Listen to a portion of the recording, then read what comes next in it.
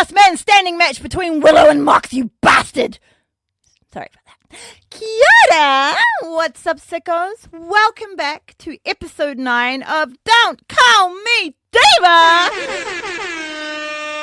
We talk about women's wrestling. I am Bex, and this is the episode. We talk about AEW's women's wrestling. To be precise, we are in video, so you can get to see the full experience of my jibber jabber, and audio on YouTube as well. Audio on all your podcast providers. You might need to scroll for us a little bit because, who knows? But we are there. We run down the weekly episodes of Dynamite, Collision, and Ring of Honor. Take a look back down the weekly take a look back at AEW shows from its beginning. We are at All Out at the moment, the first one ever. We discuss women's wrestlers, sometimes from the Diva era, sometimes from the Attitude era, WCW as it was, TNA's Knockouts, and some indie wrestlers who come in to face the AEW roster. Sometimes there's news, sometimes there's a guest, but always there is fun. Alright, we discuss lore, we definitely make up lore, we fantasy book, and we waffle on tangents. And when I say we, it is me, so let's fucking go! Right, we have some news. It's a bit of some sassy news, but here at Don't Call Me Diva, we're going to be a little bit sassy for now. And according to the Khan, master of the Dub universe, AEW is no longer the underdogs in this game we call pro wrestling. Even though we have yet to celebrate our 6th fucking birthday. So well done, team. We made it! Big Kaiju Shoko Nakajima is now the MLW Women's World Featherweight Champion. Congratulations. Last week was Mia Yim's birthday. I actually think it might have been last week, but Mia Yim's birthday was very recently, so happy birthday to her. Shelton Benjamin, of course, made a hilarious post about the event, which made me giggle. They're so cute. There is speculation running wild, everyone, about where the former world champion and one half of the greatest story ever told, Mariah May's future endeavors in wrestling will be. If she goes to the other company, because she's been having some fun in Las Vegas, but a whole bunch of people have, so who knows. But if she does go to the other company now, then it would be perfect timing for her, to be honest. Like, if we're just talking about the woman's career, you know, she leaves AEW very accomplished, like at the top of her fucking game in AEW, fresh, she doesn't move on to any other storylines that could kind of, honestly, how could you top the fucking storyline? Okay, so that's a bit rude. Of course you want her to top it, but it was fucking awesome. So, like, what I'm saying, if she does leave and goes on to the World Republic Wrestling of Entertainment, good on her. And I hope they pay her handsomely. And I hope they give her all the gold.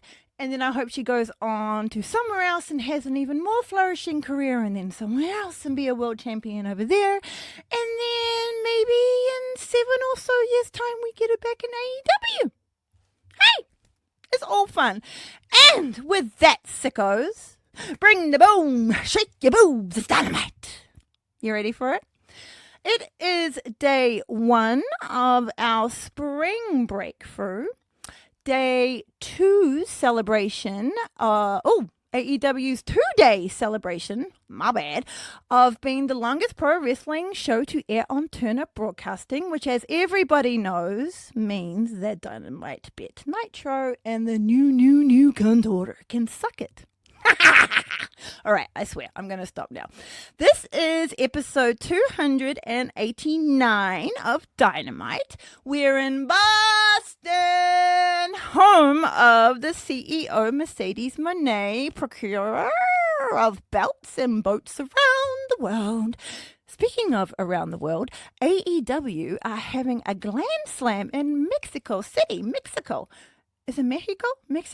I apologize. Put in whatever one is like correct, but I mean no disrespect. AEW is also having a Dynamite and Collision in Glasgow in Scotland, which is fucking cool. I think this is the first time they've been in Scotland, I think. And they're going to have Forbidden Door, which is the AEW and New Japan Pro Wrestling's co-pay-per-view in London. I'm not quite too sure where, but you'll find out. Oh, it might be at the O2 Arena thing. Anyway, but yay, that's pretty fucking cool, huh? The venue for these two shows in Boston is really awesome. It's one of those lovely music theater type places. I've mentioned before that I love these kind of venues for wrestling.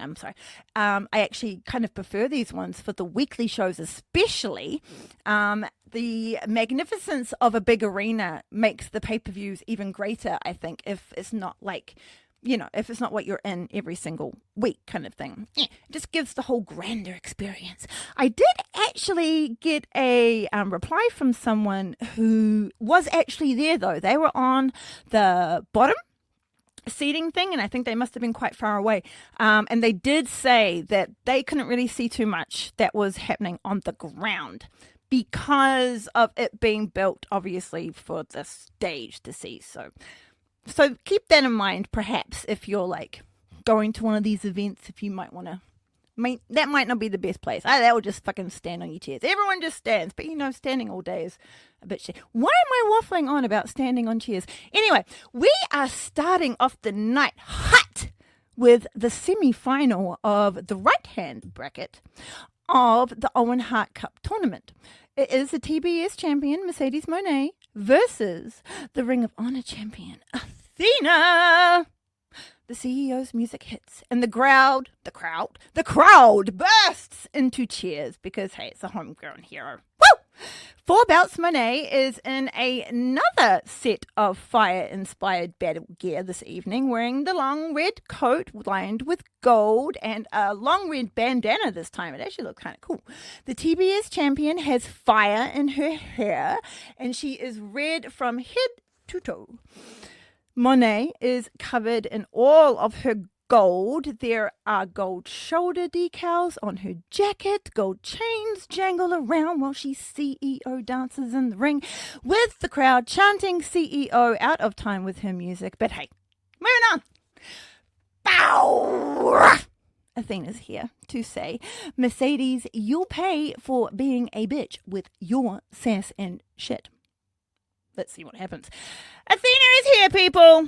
A match I have been waiting for. You may have known. And I know this is just the beginning. As I have said many times, that this is going to be the beginning of a lasting feud, hoping.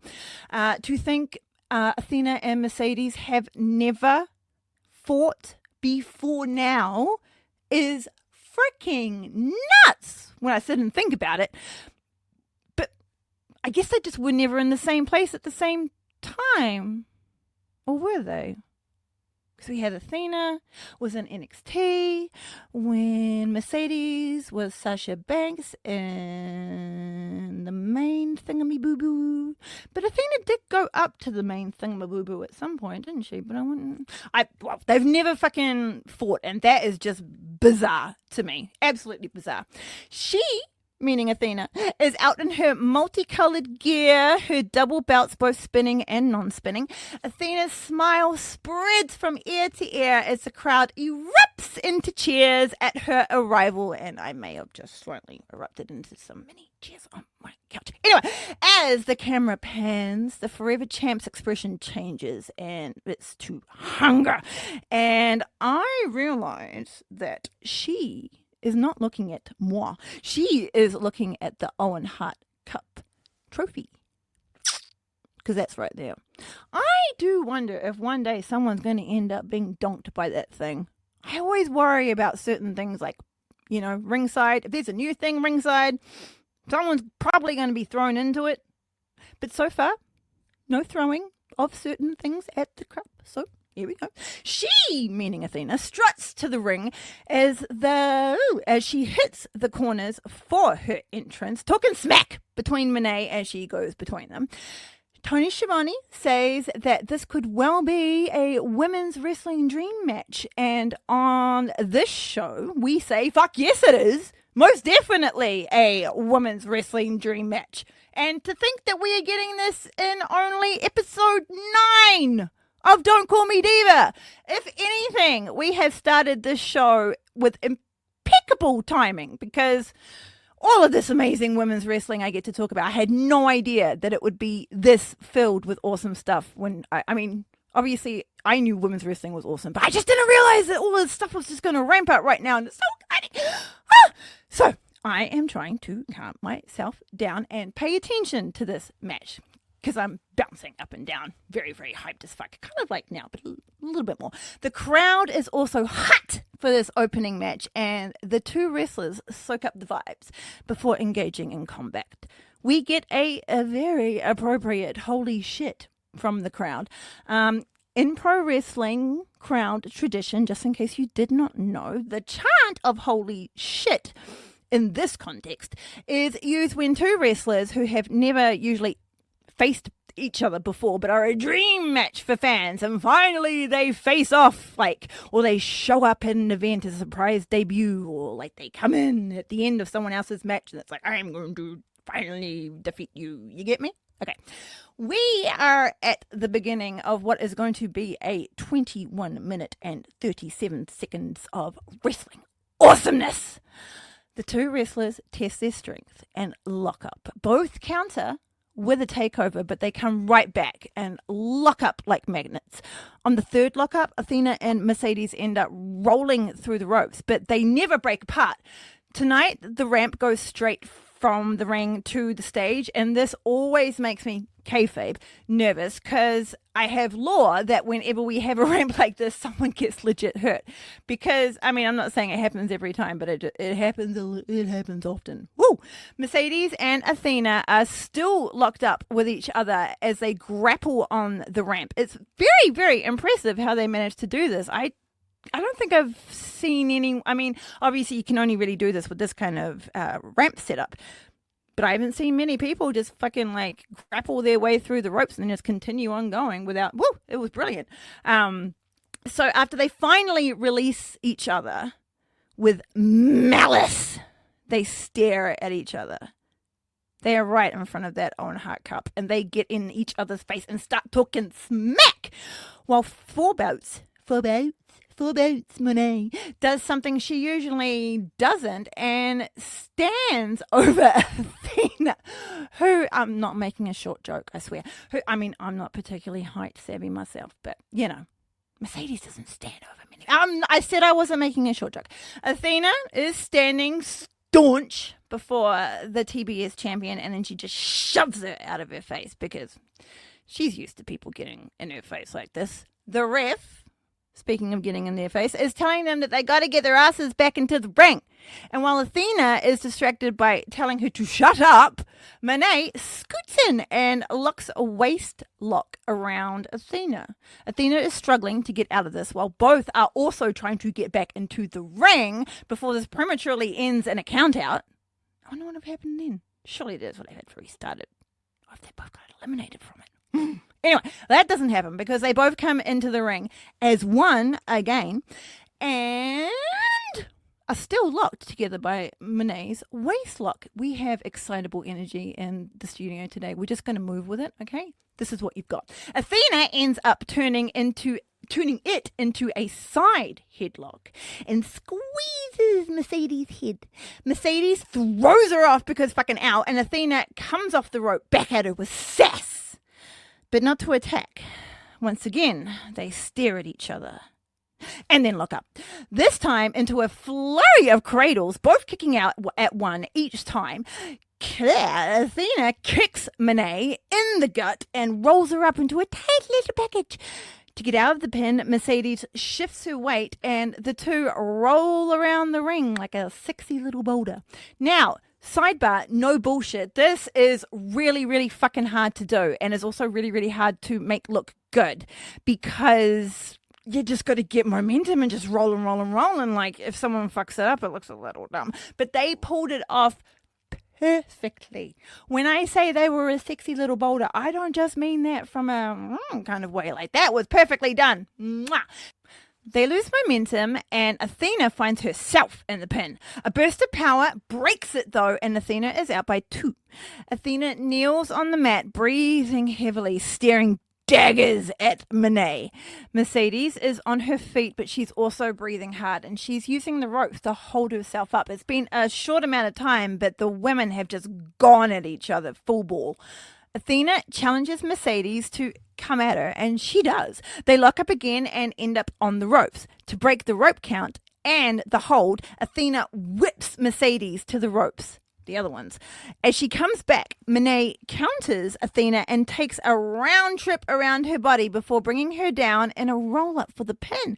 Like I said before, these women in this division, they've all been working on their little roll-ups. They saw the world champion and how much she achieved with them, and they all went, fuck yeah, I'm going to try and do a million fucking roll-ups. Good on ya. Mercedes yoinks Athena's foot when she tries to kick her. Oh, by the way, Athena powered out it too. She tries to kick her, like I said, and makes her suffer by kicking her hard in the gut. Runs and slams Athena into the turnbuckle with a sunset flip.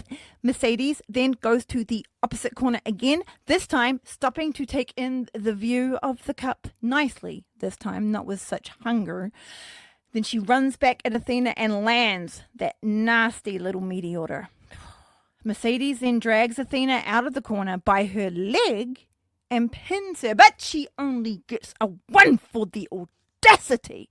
Athena's strong kick out at 1 insults Mercedes because in her mind, how dare Athena have the audacity? But I'm like, how dare you have the audacity? But she's the TBS champion and she's the shit. Monet then attempts to get Athena up for the Monet Maker, but knowing the danger she is in, Athena backflips out of it and pulls Monet down for a pin, but is unsuccessful. Athena then takes out all of her frustration on Mercedes with hard kicks and impressive heavy-hitting handspring elbow. The Ring of Honor world champion then scoops the TBS champion in a tight inside cradle, but it's not enough to keep Monet down, and Athena stares daggers through the ref's eye like it's her fault, but kind of is. But this is the thing, ladies. If everyone's working on these tight little cradles, that also means that everyone's working on how to get out of these tight little cradles. The more you know. This match is delivering everything in regards to its in-ring storytelling, the clashing of two titans who are very skilled, but in different ways. Speaking of the ref, Aubrey, who has been a AEW top ref since day 1, is refereeing her 2000th match. I had to go back to make sure I heard that correctly, but that actually makes sense. That is impressive, and congratulations, my dear. You do well. I give you a lot of shit, but you deserve it, because, come on. Honey. As the crowd gets distracted by some tall man in the crowd, Mercedes has managed to pretzel her way around Athena's body, gotten her to the mat, and has applied her submission, the statement maker. Athena is stretching out for the ropes, and she has to twist and use all of her strength, but she can't reach them. But then with her legs, all her arms, she still can't get them. Mercedes adjusts her positioning on Athena's right-hand side in an attempt to put herself in between the ropes and Athena. But what ends up happening is one of the most impressive things I have seen two wrestlers do without breaking contact. Again, Athena and Mercedes end up just rolling over the bottom rope, tumbling to the floor, ending up in a statement maker by the TBS champion on the Ring of Honor women's champion on the ground. I honestly can't believe that they did this. This was insane. It was already impressive, them rolling through the ropes and staying on the ramp, but in this way, they were she was already in a choke. Brain is stopping, but we're carrying on.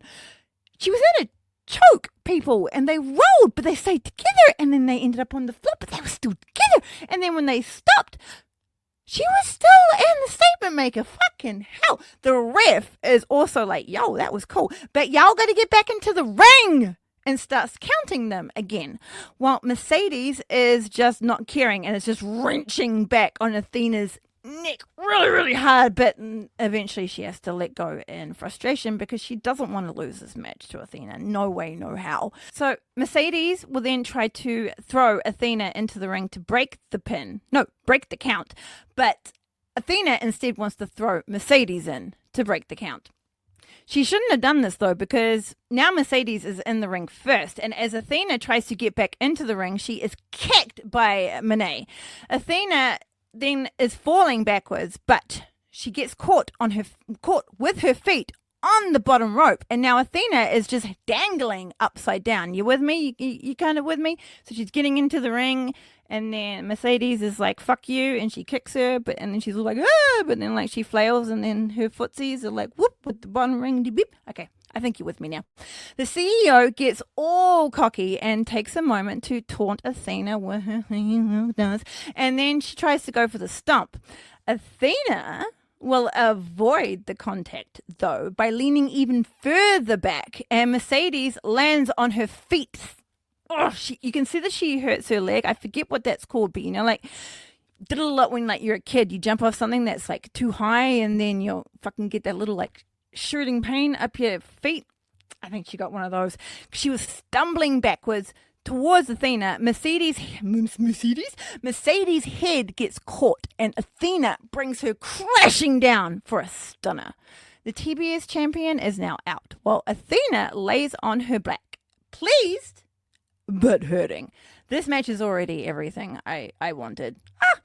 Eventually, Athena gets up, and while still holding her jaw from that earlier statement maker, because, like I said, she was still in it while they were rolling to the ground, she slams Monet's face into the mat. A little bit of revenge, I think. Following a stumbling Monet to the barricades, Athena chops the TBS champion, making her feel a world of pain. Mercedes will pay her back, though, with a kick to the stomach and then giving Athena a nasty chop to the chest herself. Now, Mercedes might be a little thing, but she has still got some slap in that fucking chop. Mercedes throws Athena back into the ring and locks on a rear naked choke. Athena digs into her strength again and manages to stand up, keeping Monet on her back. She then drops down into a sitting position, and Monet gets hit with a jawbreaker. Athena attempts to seal the deal with a pin, but she just gets two.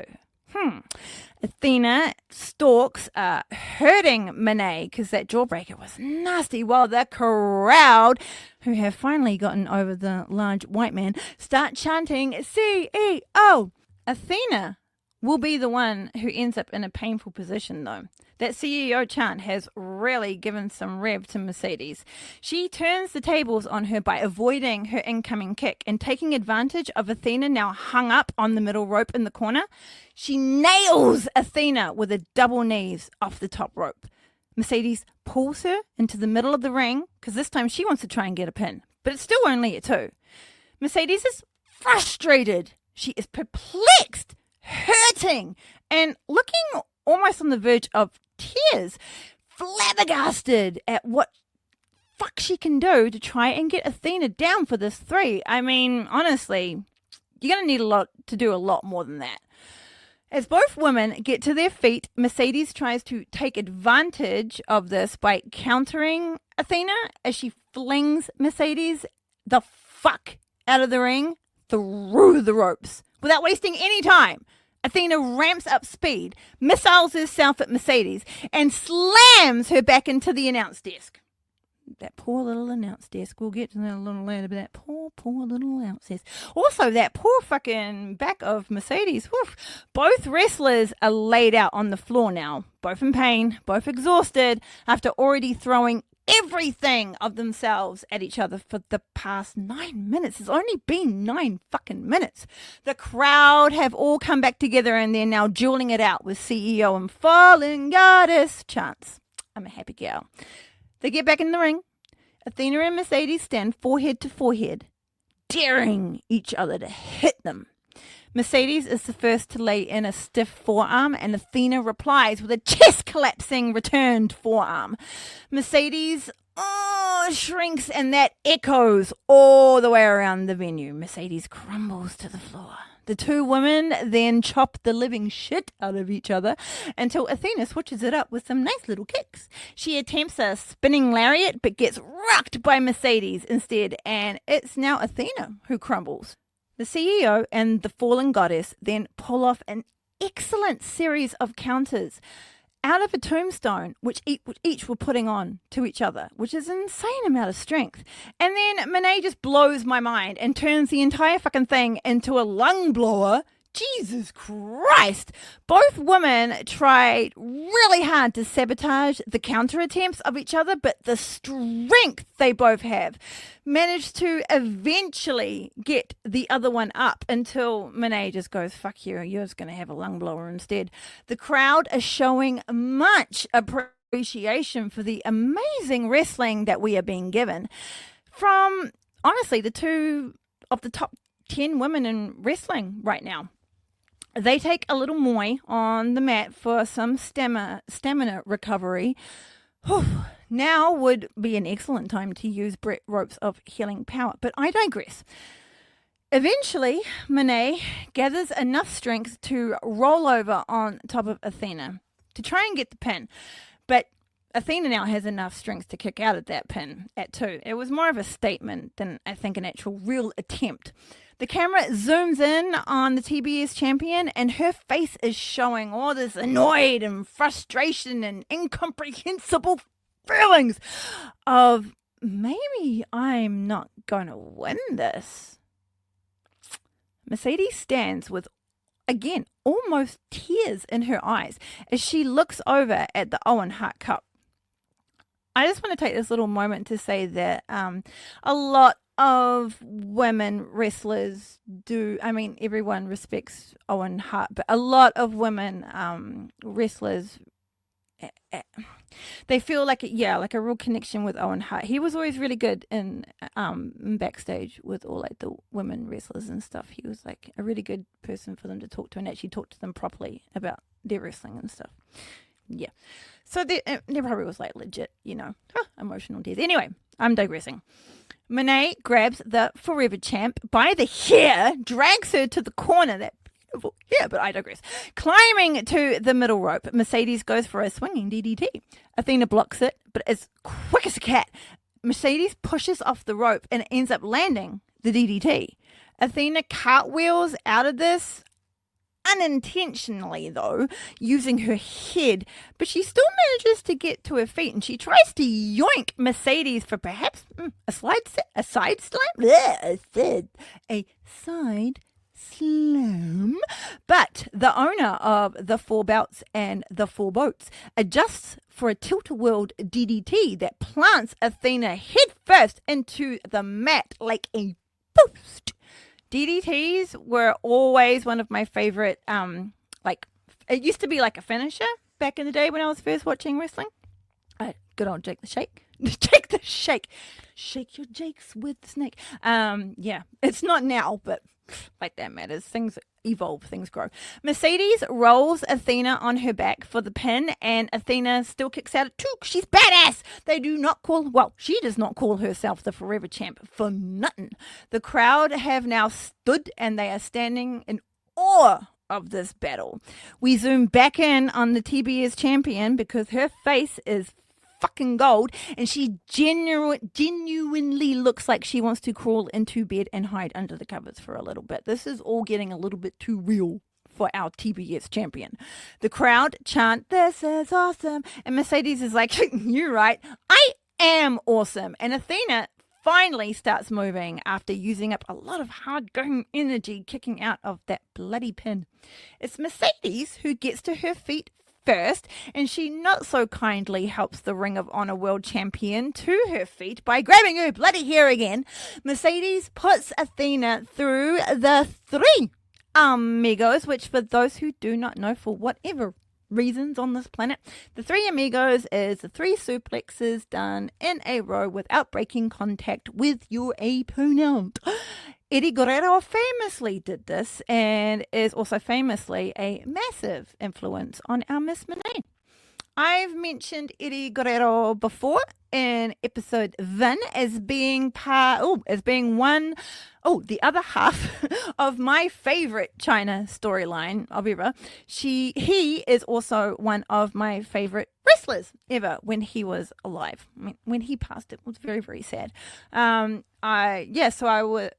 was him, Stone Cold Steve Austin, The Undertaker, DDP, Rey Mysterio, and Chris Benoit. In men's wrestling, those were my top.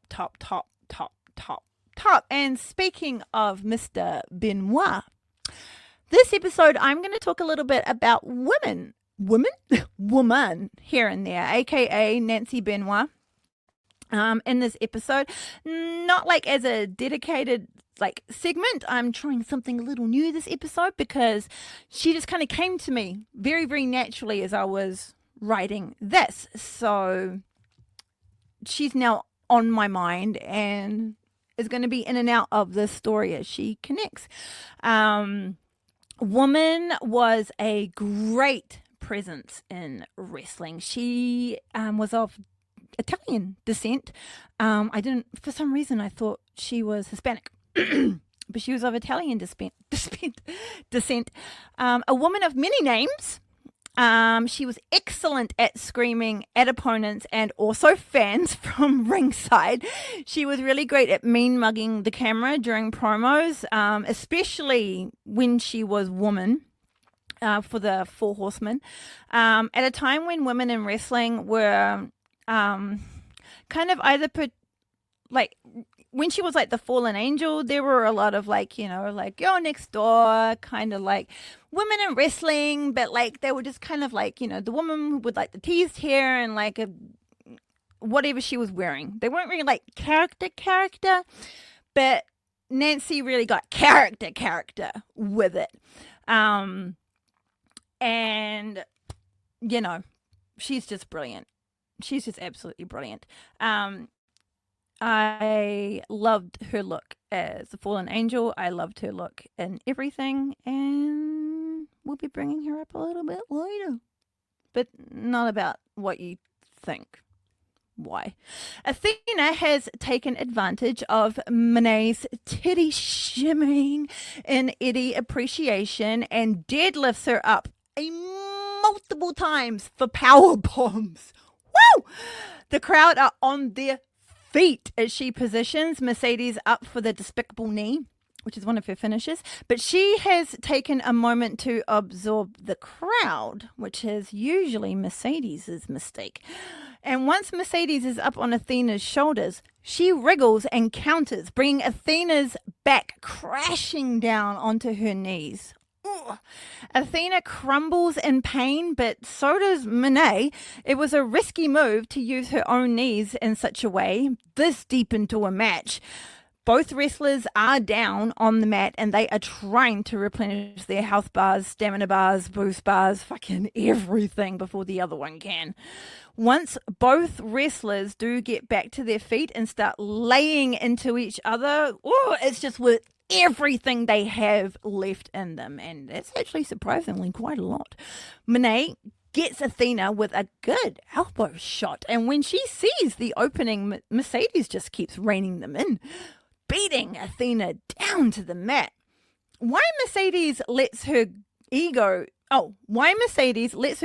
take control after this, though, is beyond me, because stopping to bask in the glory of the fans gives Athena all the opening she needs to grab Monet, lift her up in a fireman's carry, and drops her down to the mat with a Death Valley driver.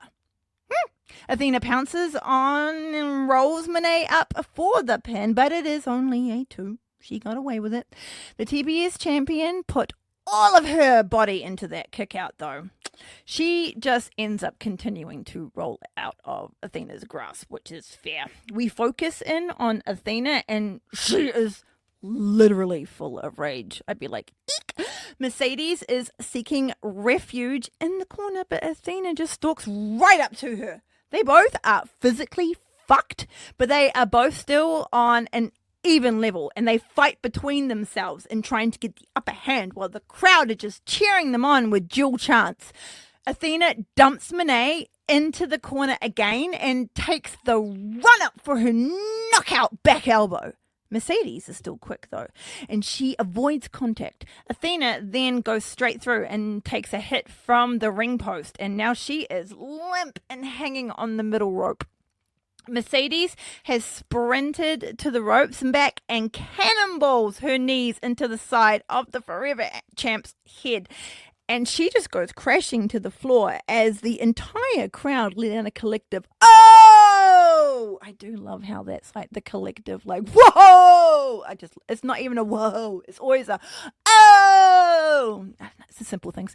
Mercedes is buggered and uses the top rope to keep herself up while Athena crawls around the ring and lifts her battered body onto the apron. Not battered as in like a battered sausage. Battered as in, will this be the moment on the danger zone? Perhaps, because we're on the apron. Mercedes wants to suplex the life out of Athena and also potentially herself. Though at this moment, Monet's top concern is not herself. She is hanging off of the Ring of Honor champion, who is gripping onto the ropes and planting her feet on that apron to stop herself from crashing backwards onto the floor with this nasty fucking suplex that the TBS champion is trying to enforce on her. Mercedes has lost her grip on the ring, and she does this amazing little adjustment by hooking her foot on the bottom rope. She then uses Athena's like strong stance for planting herself there and not flying down, and her own amazing cool strength, pulls herself back up into position on the apron, and then just instantly goes back to trying to suplex Athena down to the floor. Woo! Making sure her feet are well and truly planted this time. Athena eventually pulls Mercedes back in, and Mercedes' plan is temporarily thwarted. Mercedes then gets all fancy and waist locks Athena, flips over and lands on the floor, now trying to powerbomb the woman to the floor. Mercedes cannot beat the power of Athena's grip on the ropes. She tries to use her feet to break their little hold. Woman is fucking tarantulaing herself all the way around. Athena takes this little gift though of a foot and traps it underneath her arm. Athena now has control over Mercedes, and she drops her onto the apron and then stomps the living fuck out of her before letting out a battle cry of frustration to the cheering crowd, because that must have been so much fucking she must have had to use so much strength to keep herself from fucking power. She just saw the life fly. See, I'm getting flustered. We're just moving on. They keep playing on the apron though, which is always concerning, and soon Athena finds herself in the unenviable position of a backpack. And it's like, Mercedes, yo, what are you planning on doing? Are you seriously going to put the moneymaker on Athena, who's then going to land on the ground? As we have mentioned in previous episodes, from the ground to the ground to the top of the ring is like, what was it? What was it, people? Was it 4 feet? It was about 4 feet. The moneymaker, no, I don't think so. Athena's like, how to the fucking no, lady, and utilizes the ropes to help her shimmy out of it, and then pump kicks Mercedes in the tits. Athena then shows off her genius and slips through the ropes. Mercedes pulls Mercedes in by her gear and then uses that middle rope to assist her in pulling off a brutal scoop slam onto the apron, which, as we all know, people, is the hardest part of the ring. Athena drags Mercedes' seemingly dead corpse into the ring, pins her, but Monet randomly comes back from the dead too. We focus now on Athena's face, and it's now raining the gauntlet of emotions, finally landing back on Mad. Wrapping Monet's arm within her legs, Athena locks in the crossface submission. Back to you-know-who. Athena is wrenching on her neck, but Mercedes is still thinking, and she flips her body over Athena's in an attempt to break out or maybe even counter. It won't work at first, though, but eventually Mercedes does turn the tables on Athena, but she doesn't have that choke locked in. Athena will shift her weight on Mercedes, and she's now pinned her to the mat. Mercedes will have to let go of this semi-choke to break out of this pin.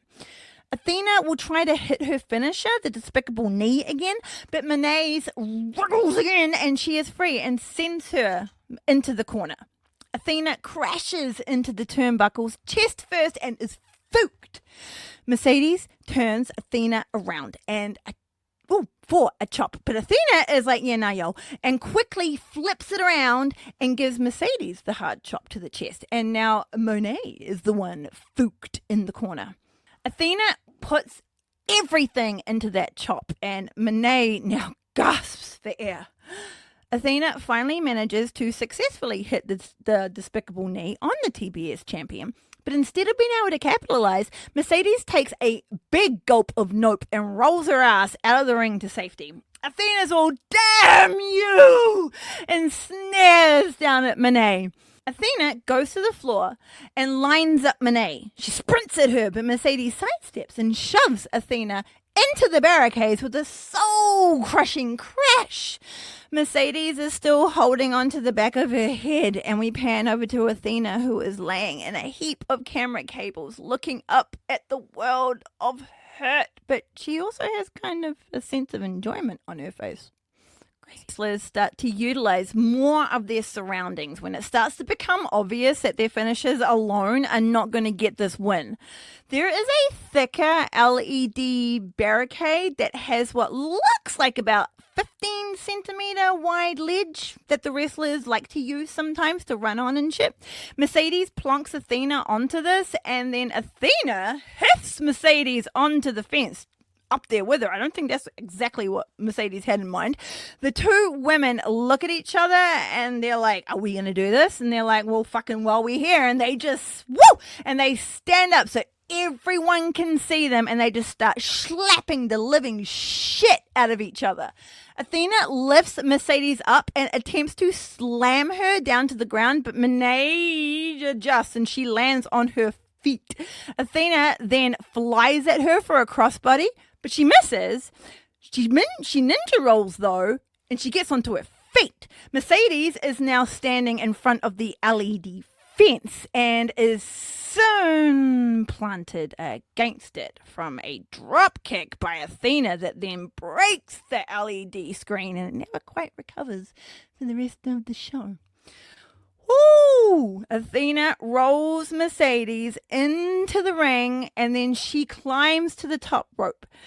She flies at Mercedes for the O-face and gets half of it, but Monet, very talentedly blocks her from completing the move, and then she quickly rolls Athena up for an extremely cheeky roll-up because this chick grabs Athena's tights, which is not legal.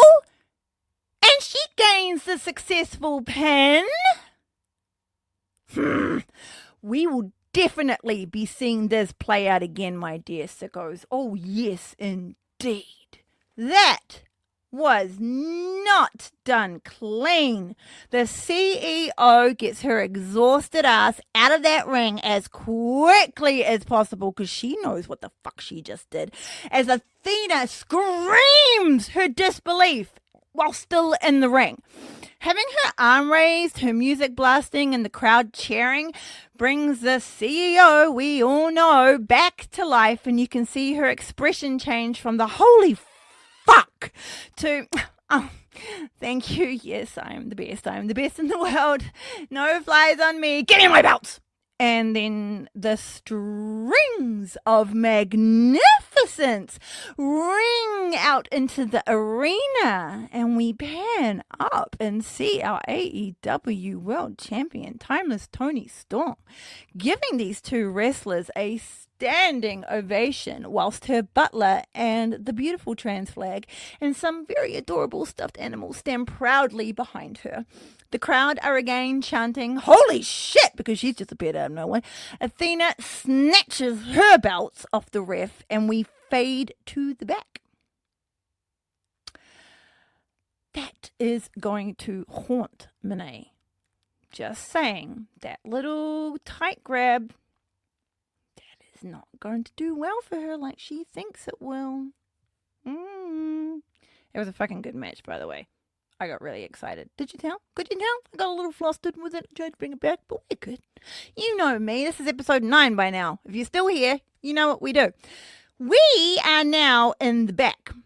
And the remarkable Renee Paquette is getting the scoops from a hangman, Adam Page. But they are soon interrupted by the EVPs and Okada for a bit of a chin wag. Nicholas's V-neck is heading towards the danger zone, and Jackson has some spicy things to say about the Death Riders and Mr. Mox himself, and you can bet your ass I am watching Renee's face like a hawk, and she is giving me all sorts of ammunition for my files of suspiciousness. Now, Renee, you know I love you. But you are one of the best to do it. Sorry, I said that a little threatening. You're gorgeous and you always look individually you. But Mrs. Mox, questions. Christians need answers. And my dear, I have many. But that's just between me and the show. Moving on. After a few breaks in the men's Owen Cup match, we fade into a promo by the wonderful little Nick Wayne from the Patriarchy. We only care because we have Mother Wayne, and she is standing behind her son and next to the wonderful Kip Sabian, husband of the super bad girl. Mother Wayne is elegant and poised in her red business jacket and black mesh turtleneck, which is a choice, not being just because for me, mesh, like, I like the look of it, but when you go to wear it, it's all like can't wear it for long. But you do you, missy. It looks great, perfectly matching her red lipstick to her jacket, which is very well done. Christian Cage comes back, woo, and things get a little bit spicy. Moving on. MJF wanted to have even more women on this Dynamite by bringing out 7 or 8 sex workers, all in black. Woo! This for me is this for me personally, all these women in black, or is it for the Hurt Syndicate? Yeah, I'm not too sure who all these women are, but, you know, in real life, usually it's like local wrestling talent or something, so it's not real sex workers, people. It's okay.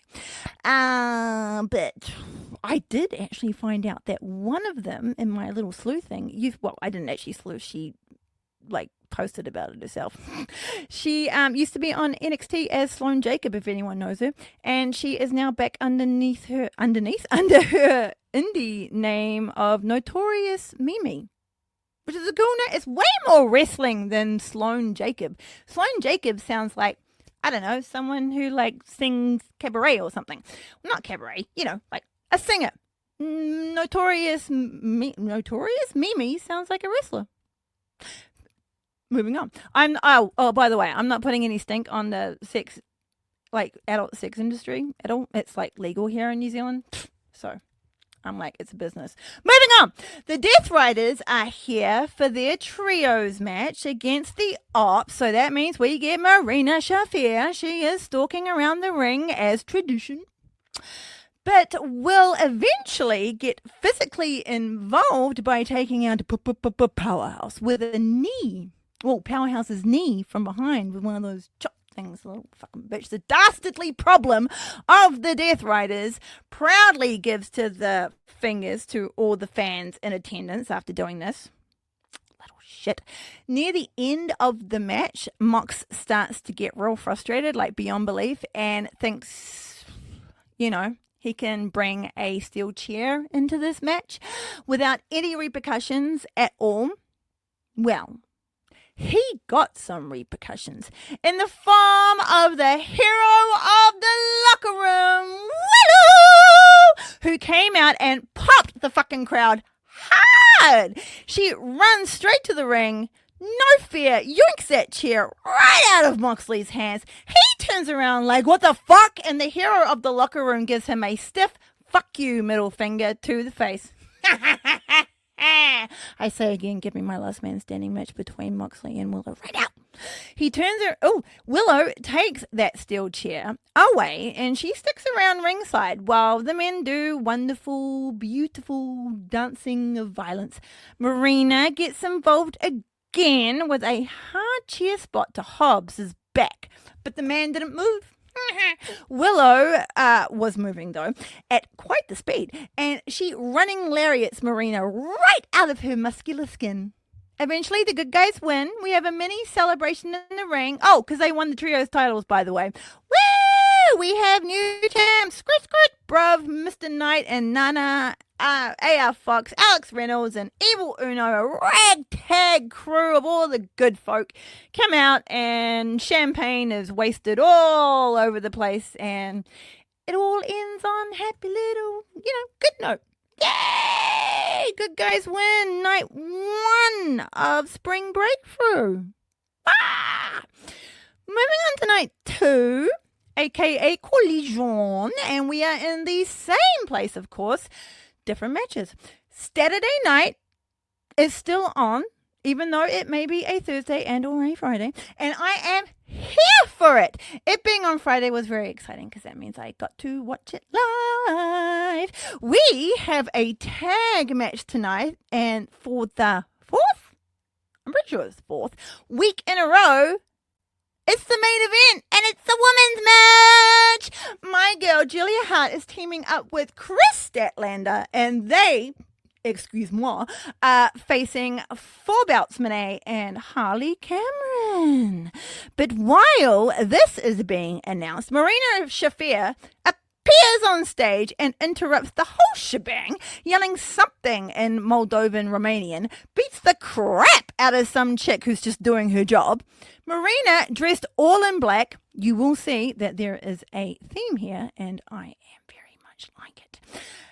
She staunches out another woman in black, the beautiful ring announcer, Akadi Ora. I apologize. I'm really trying to get that name into. And she yoinks the microphone out of her hands very rudely. The rest of the Death Riders storm ringside and they just start smashing shit in a violent temper tantrum. Fucking Yuta yells at the crowd while they mocks with a "you passed out" chant, which is hilarious because he was the one that actually lost the trios champions for everybody. Sidebar. I'd like to shout out the ring-dingy-ding chick who I can tell doesn't want to be on camera because she's always like, if she ever even thinks that she is just, and that's fair. And considering I have noticed this though, considering she does change her hair to different colors all the time, bless her heart, I feel like she has been there. I'm pretty sure she has been ring-dinger from Word Go. But even though she's got all this bright hair, her skills and style are very, very top notch. But she's woman's, and I just wanted to shout her out because she's been there for ages. So yeah, hi ring dinger chick, I see you. But don't worry, I won't bring any attention to you. Marks delivers his speech, blah blah blah. Death Riders fuck off, yada yada yada. After the Jet defeats the Murder Hawk, we fade in from the break and are graced by the presence of 3 gorgeous ladies, one of whom is on my sus list, as you know. Goddamn fucking charismatic and cute Renee, fucking cute with her blonde hair all straight this evening, and she has paired her. I love her, but she's in the most hideous chaps in the entire world, and a cream jacket. The others are the fabulous Chris Statlander and the very impressive Jamie Hayter. Chris is all gorgeous in a cute Renaissance halter neck top thing and green cargo pants, dark purple lipstick, which always looks good on her. Her complexion with her dark hair at the moment with the blonde and then the purple she puts on. Mwah! Gorgeous. Her face is set in a mask of serious now. Oh, no. Ha! Jamie is gorgeous gorgeous and snug in her big blue coat, 70s neckerchief around her throat. Her white tank top and white jeans just help to pop the Brivant, I am going well today, vibrant colour of Hader's orange hair. Her face is set in smug. These two face each other in the semis of the Owen Cup, which are going to be held in Dynamite, which is in New Orleans. New Orleans. Either.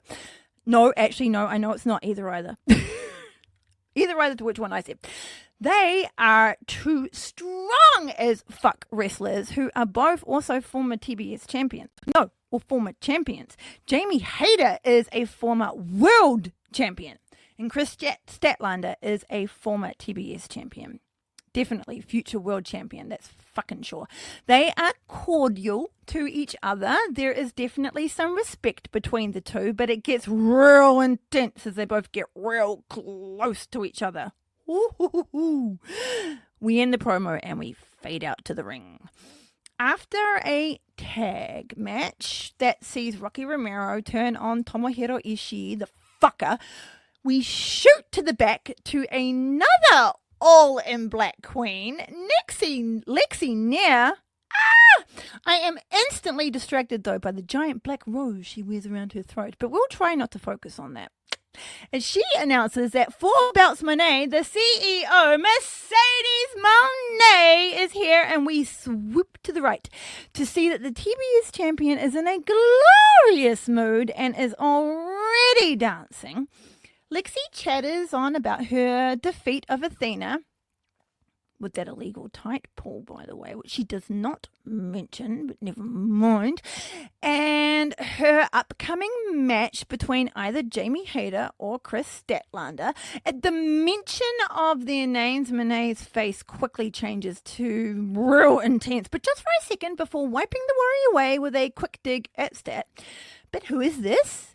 It's Minnie Monet! She was a bit late to set because Harley takes so long to get ready, but she is here and she is ready to be interviewed.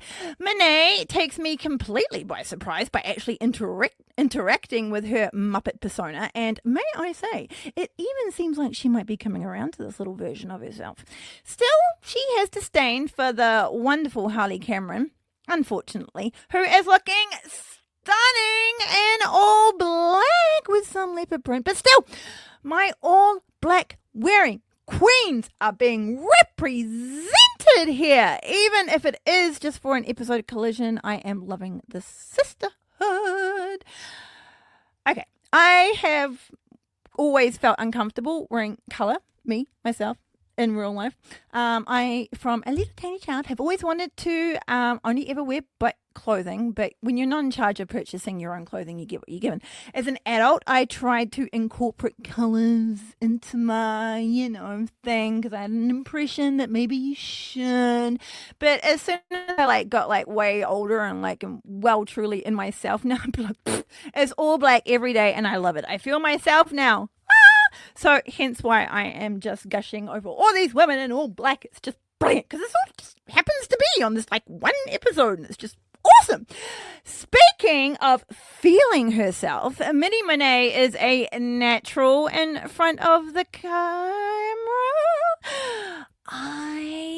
Ever since a real child, ever since I was a real child, without getting too deep, I have always developed deep emotional attachments to my stuffed toys. So when Minnie Monet goes right up to the camera and she says, "See you tonight," lying with her cute little face that just stares at me through the screen, that little kid inside of me was like, "I love you, Minnie Monet." Yeah, a stupid little puppet face, but fuck, I love it. It was a really, really great promo, and it added more to the Cameron Monet and Minnie Monet's relationship storyline that's going on here. It was freaking adorable. Very, very wholesome. AEW's first pay-per-view was Double or Nothing in May, and it has been held in Las Vegas twice. It was meant to be every year though, but the whole virus thing spreading around the world, changing everyone's life thing, for some for good, some for bad, was going on. So they had to do the two that they were meant to be doing in Las Vegas in the wonderful Daly's place. So, did they go back to Las Vegas last year? I think they may have gone back to... Yeah, I think they did. Yeah. This year, though, Double or Nothing is going to be in this very fancy sounding place called the Desert Diamond Arena in like Glendale, Arizona. And I am really happy that it's not in Las Vegas this year, because from this humble Kiwis crowd opinion, Vegas sucks. They're like always trying to get themselves over. I'm being very like blanket here. They're always like seem like they're being like real snobby, like it's something like fucks up, then they're all, oh, and they're like on it flat. That was a great fucking screen grab there. They're like, I know this is a complete blanket statement, but when it comes to crowds, this is the kind of statements you're going to get. But no, I've never liked the crowd in Las Vegas. They always make me feel sad. The reason why I bring this up is because we got a promo for the up-and-coming pay-per-view. And that will be where the Owen Hart Cup winner will be crowned. Bloody Sunday pay-per-view, which is so fucking rude. So no watching it live for this pickle. But you can bet your little toots that I'll be muting the Discord, locking down the socials, and watching it after work, baby. It's also the weekend of the second session of my chat. Ooh. So I may be slightly in Swollen Hand City. It might be a little bit of a loosey-goosey episode that week. Maybe we can get a guest. Maybe we can shoot the shit about Double or Nothing or something, because I don't know how much I'm going to be able to write. But it'll be fun. I'll work my way around it. It'll be brilliant. So I'm very much looking forward to Double or Nothing in May. Woo! Speaking of swelling, Megan Bain's music hits and she walks out onto the stage with my girl, Penelope Ford. Megan is in her white and china blue gear with the gold detailing, white robe and matching headdress. Penelope is in a deep purple bustier. I'm so glad I know that word now, because that's all she fucking wears. With pink flowers on the bosom and her kick-ass black PVC pants. And as she walks past the camera, you can hear Ford telling the two women in the ring, "Oh, you girls are in for a treat." And I like to think she's talking about us.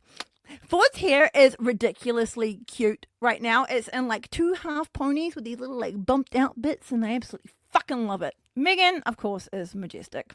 Her opponents this evening are a Rebecca Scott and Ashley Vox. Here is what we learned about these ladies.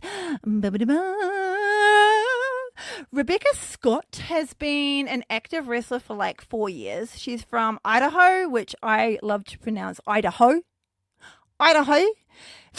She is the first ever Uprising Alternative Champion for Uprising Women Athletes, which is an all-woman sister promotion out of La Salle. Oh dear. La Salle? No, that can't be right. Lasalle, Illinois. Sorry. To an indie promotion, Dreamwave Wrestling. Ashley Vox, on the other hand, has been doing this for like 11 years. Vox is from Providence, Rhode Island. I can say that a lot easier.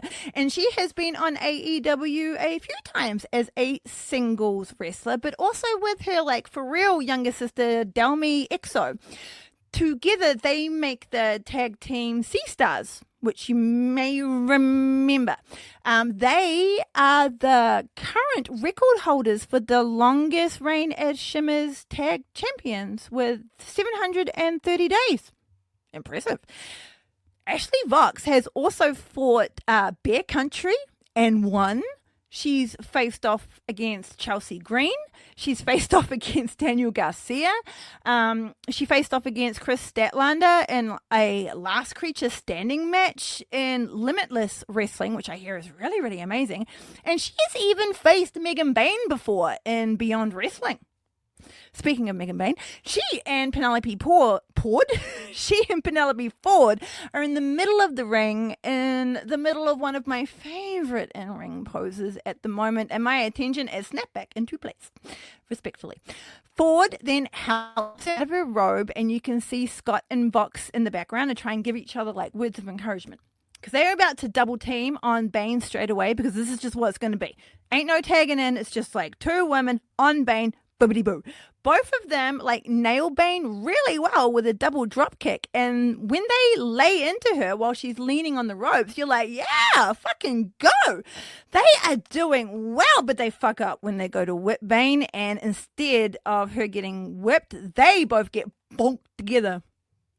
Megan Bane then fucking suplexes these two wrestlers at the same time. Holy flying fraggles, people. It was a thing of beauty.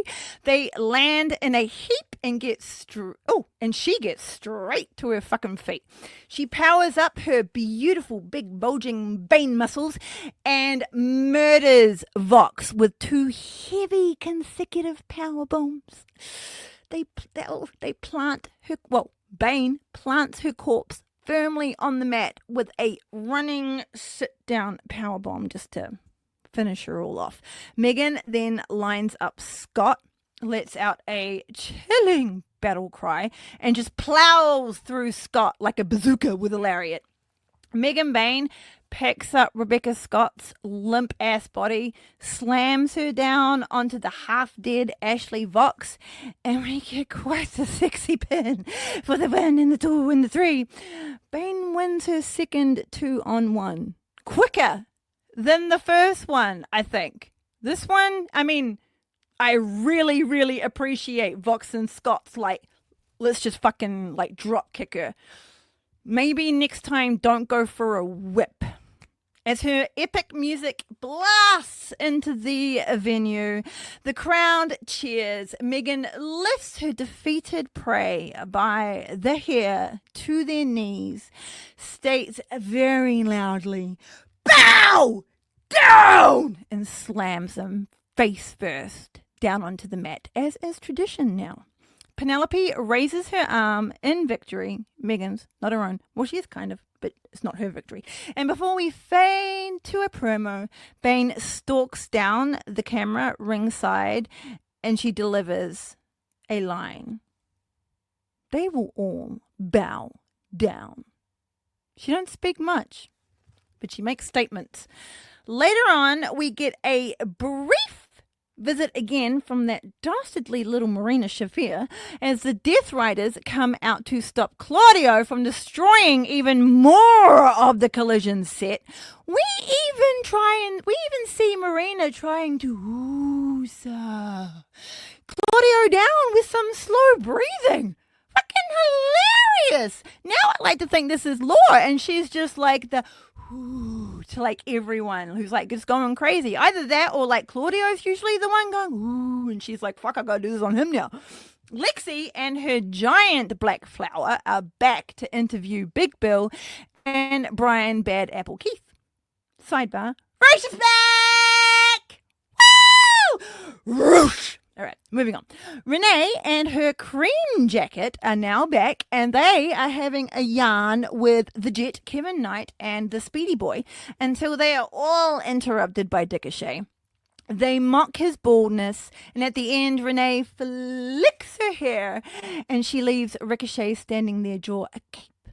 We spy Mother Wayne with the patriarchy. And they are applauding the young Nick Wayne because he has just won his Ring of Honor World Television Championship. We are quickly moving on to the beautiful Layla Gray, who is also dressed in black. This is a fabulous leather look, and she just looks fucking fabulous. Her hair is also in some half ponytails, but because it's full of volume, it's just she is just looking amazing, and I love Layla Gray, which is why I just had to mention her here. She doesn't do anything apart from just looking amazing, and she's there for her boys, but and she's all in black, like I say. The sisters in black are with me this evening. The world now goes grey, but our hearts are full of rainbows because timeless Tony Storm, our world champion, is here, followed closely by an impeccably dressed Luther. Our champion is adorned in gloves, pearls, and is wearing a pin-up babe style red dress with red polka dots. Red polka dots? No, black polka dots. It's red with black polka dots. Blech. Timeless gets into the ring and she dances around on the mat in her uniquely timeless way. She loses a shoe, so watch out. There's a shoe on the loose, people. Luther carries our champion to her seat, and after some smooches with the commentary team, we shoot backstage because we shoot back to the stage because Statlander's music's hit and our other big muscle babe poses in the blue light. She shows us the guns, points to the Owen Hart Cup, and walks to the ring. Chris is gorgeous in green, and she does her little poses in the ring, which also does a little bit of this now. The opening riffs of Julia's harp music hits, and my smile instantly grows wider as the world goes red. We fade to Julia standing in her spotlight, and I don't think I've noticed this before, but she now walks to the center of the stage, and a spotlight turns on with every step and fades behind her. Live in sin, the heart always wins. Fire. What? This is the first. What? Where's my fire? This is the first time I've actually noticed that there is no fire during these episodes. Must be a venue thing, so that gets some points taken off the venue for that because we need a fire. Julia does her awesome pose in her long baggy pants and the gear that I love, and she looks like she's floating, and it's so fucking cool. But she is interrupted with the sounds of the CEO Mercedes Monet's music, and once again, Boston. Mercedes comes out with all of her belts, her long fucking red fluffy CEO coat with the chains is back, and she bounces in her CEO dance, a big smile beaming across her face. She has forgotten all about that match with Athena and how she almost almost lost like a million times. Her confidence is back, and it's all good. And then you just see cute little Harley come and zoom in from behind her to join her in her little dance. Mercedes' face instantly changes to annoyance when she sees her. Because Harley Cameron's name is announced, and she's like, really? That's so rude, because Harley is just happy to be here. And I'm with you, Harley. I'm fucking excited and happy to be here as well. The world champion is on commentary with the other Tony and Nigel. They still have no desk after the whole Claudio fiasco, but the show must go on. Nigel is already getting sassy with the champ, and we get a beautiful shot of the Timeless One's legs. Thank you very much. The bell rings, and it's the current TBS champion versus the former TBS champion who first lock up. Stat uses her power, and she flings Mercedes off her and into the corner. Harley's like, you want to tag me in? And Mercedes takes the offer. Once Harley feels the power of Stat, though, she herself retreats to the corner, but who's she gonna tag in? Mercedes is like, But she has another opponent. It's Minnie motherfucking Minnie! Will she be making her ring debut today? Yes! Apparently she is. I didn't even know she could wrestle. She gets the tag from Harley, and Monet is like, what the fuck, yo? You've like completely lost it now. Harley mercilessly throws the rookie Monet in her debut match right at Stat, who catches her, and then she throws her to Julia, and then the poor little helpless Minnie Monet, who's just trying to make a start in life, gets stumped and kicked off the apron by Julia. She will now have to have some long recovery after that one.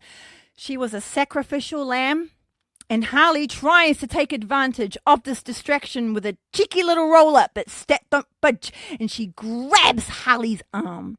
Eventually, Harley will get Chris down for a pin, but Stat easily kicks out at 2. I'm sure she could have easily kicked out of 1, but she was just trying to, boost Harley's ego a little bit. Plus, we just can't can't just like gloss over the fact that Harley sacrificed Minnie Minaj just like that. Abuse! Anyway, the two start going at it again, and Harley finally does actually get Stat off her feet properly now with a round-the-world spinning head scissors takeover, and Chris tries to gather herself in the corner afterwards. Harley yells, "Feel the wrath!" as the world champion calls all the roster a bunch of slop tarts again, which is basically like calling them like bogan gyaru girls on the pool at the end of a night out, and they're all ordering a kebab at the shop whilst yelling at Stacey to give her back her phone because she's trying to call Hayden. Harley finds no one waiting for her in the corner, but manages to elbow an incoming Stat who crumbles over the middle rope, and then she just gets powerbombed into a pin by Cameron, which was very, very, very impressive.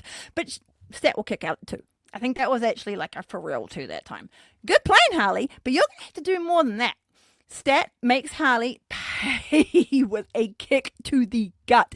And then she gets suplexed with a beautiful delayed suplex. And then afterwards we get treated to another little gun show. Chris grabs Harley's arm and tags in Julia, who then takes over control of said arm. Now, I am so sorry to get distracted by the Timeless One and her commentary again, but she gives Nigel a stern warning, and we pan perfectly to the announce team. And since there's no table, due to Claudio's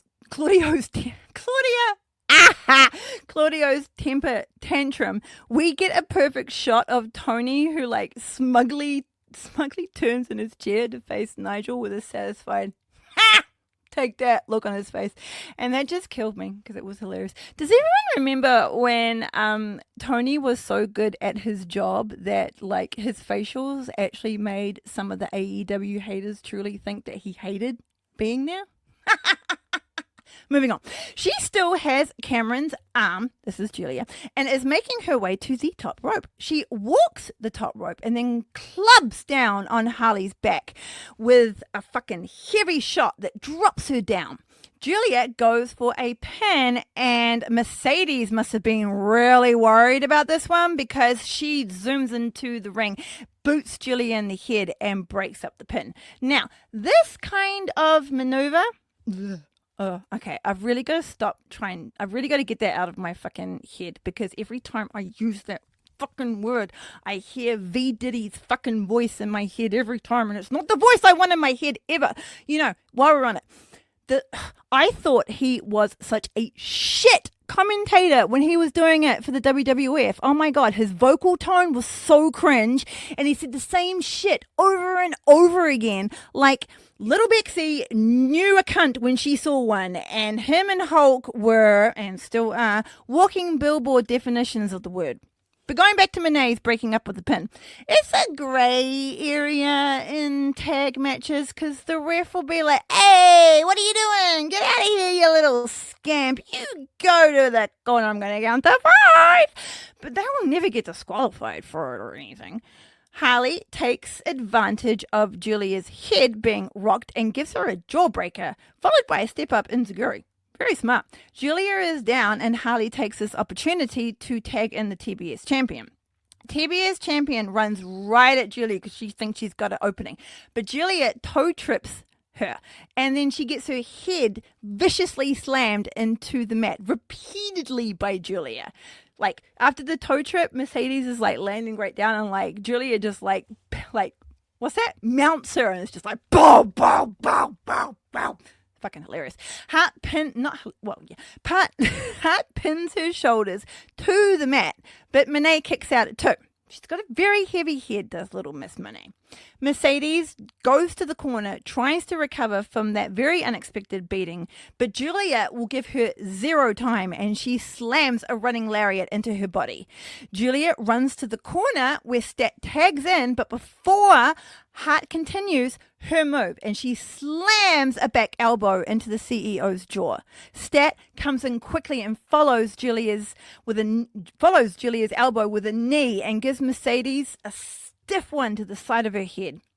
Stat is having a lot of fun, throwing Mercedes around, and after a lovely fall-away slam where Chris basically flings a human over her head and they have nowhere to go but down, we get another gun show for being such great fans. Stat. Mercedes retreats to the floor and tries to sweep Stat's legs out from under her, but Chris counters this with a handstand, and the two wrestlers do a beautiful dance of attempted battery before stopping in mid-fight. Just as they are about to punch each other's lights out, they both stop, turn, and look at the world champion. Or is it her gold they are admiring? Or both. They both point to the title anyway. And the world champion holds on to her title and just looks at them like, okay, carry on, woman. The gall of the other enrages them both, and they almost knock each other out with some stiff fucking forearms. Julia and Harley are now coming around on the ground to take the opposition out. But Chris and Monet throw them both off and turn back to one another. They are focused, still on the floor and in front of the destroyed commentator's area. The ref is yelling, "Get back in the ring!" But they're like, "Yeah, nah, get fair," and start laying into each other while holding onto each other's head for maximum impact. Kind of what I think is like described as like hockey fighting, although I think they hold on to like the jersey and they're like bang, bang, bang, bang, but they're like holding on like the back of their head. And bang, bang, bang, bang. It stopped abruptly by a knee to the gut from Stat, and Mercedes doubles over. That was a bit of a surprise. The ref is still yelling, "Get in the motherfucking ring," and Stat is like, okay, and kindly obliges by carrying Monet over to the ring and then drops her face first onto the apron. Mercedes gets even more humiliated by Stat when she finds herself underneath the boot of Statlander. She shimmies her little hips and she starts mocking the CEO with her own dance. The crowd erupt into cheers, but the ref is like, "Yo, get in the fucking ring, maybe?" I just saw him. He was just pointing, but whatever. It worked. And Chris finally rolls the CEO's body back into the ring. Like I said, these refs do a good job, but they're a little loosey-goosey sometimes, but it's okay. Who am I to judge? Well, I am the one to judge. Moving on. Stat goes for the pin, but it is a no, as Mercedes kicks out at 2 with some attitude. Her face says it all. She is fucking miffed by all this disrespect. Monet doesn't have long to be anything, though, before she is being dragged to the corner containing a Julia Hart, and Stat tags her in. Hart continues the beatdown on Monet, but she will eventually get whipped into the corner, counted, and now Julia is in the compromising position by being hung across the middle ropes. Mercedes takes back her control with a hanging double knee and drops down on Julia's midsection while the Timeless One celebrates her vagina joke milestone. Mercedes goes for the 3, but Julia kicks out at 2. Yush! Mercedes lands another double knees to Julia with a running meteor. She really loves these double knees off the ropes, and then she goes for a rather delusional looking pin that gets a very rightly only gets a 2. Don't know what she was all like, "Yes, this is the pin, going for the 3. What? She kicked out at 2? Fucking Delulu land sometimes. To make herself feel even better, Mercedes glares at Stat and then mocks Julia as she reaches out for the tag. The TBS champion decides to help the former TBS champion to get to the corner, but it's the opposite corner from the one that she wanted to get into, and Monet tags in Harley. Monet then traps Julia's arms and Harley boots her hard in the stomach. A few more kicks from Harley and Julia goes down. Harley drags her back to her feet and whips Hart into the ropes. Julia catapults back into a stiff lariat from Cameron. Harley goes for the pin after this, but she is unsuccessful. Harley is slow to resume after the pin for whatever reason, and Julia jumps on this opening by laying punishment into Harley's bod. And maybe a bit of insecurity, perhaps. A series of harsh chops to Harley's chest has her reaching out to Monet now. But with Harley being on the ropes, Julia only has a small amount of time before the ref starts his count of a warning. I got confused by my own words there, but she's chopping her on the ropes. That's why we're getting the count. While Nigel discusses the infection of chlamydia in koalas, which, by the way, is a real problem for blessed little koalas. It can make them blind, infertile, and can also kill them. And with climate change eroding their habitat, it may even contribute to wiping them out.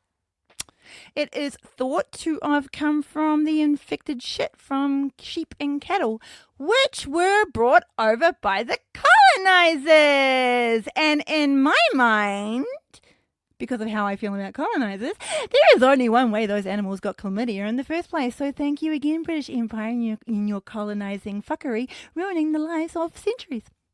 Moving on! Julia and Harley run into each other's running lariats and they both go down. The crowd is trying to pump the downed wrestlers up to make the tag, and they both finally make it, bringing Mercedes and Statlander into the ring. They collide! Monet takes hold of Stat's arm and scampers up the ropes and brings Chris to the mat with a diving arm drag. It's back to Delulu land as the CEO dances her CEO dance because she's that chick. And she gets away with it too as she successfully lands another running Meteora. And it brings Stat to the middle of the ring where Mercedes then gives her the 3 amigos. And she quickly goes for a cheeky 4th amigo. Chris blocks it and lifts Monet up for a beautiful delayed suplex. Harley sees what's going on though and is quick to get into the ring to try and help her tag partner. The two attempt to try and double suplex Stat. But holy flying fraggles, people. Stat pulls out the power stats on this one and turns the suplex tables on Harley and Monet. Stat gives a 2-man 3 amigos to them both. And when I say it is a thing of beauty, this is no motherfucking reaction, because fuck me, this is something you need to watch if for some reason you have not. Watch it again. Even if you've already seen it, you will not be disappointed. I have seen big guys double suplex 2 wrestlers before, but I literally have never seen any wrestler give the 3 amigos to 2 wrestlers at the same time, rolling through with each one. You never lose contact because that's the whole thing until the final suplex. Holy fucking shit. We're just going to take a little step out of kayfabe for a second. Bravo, ladies. All of you. Bravo to everyone. That was expertly done. I bet you guys were literally shitting yourselves because one small little slip of balance and the whole illusion is fucked. And a live audience can be kind of dickheady sometimes, and you've only got one chance to perform this in the ring. You can practice it a million fucking times, but lights and sweat and this and that, whatever else has gone on in the ring beforehand, there might be something spilt and it's like blah, blah, blah. Oh, so, my goodness, that was beautiful. Bravo. Back into the world of kayfabe, we scooped to the back, and even Jamie Hayter, who has been watching this match from the backstage, which is quite smart since she's got to face him, is impressed and gives Chris the applause she deserves, whilst also acknowledging the fact that she will have to face that strength soon. And you do actually kind of see a little bit of holy shit in Jamie Hayter's face.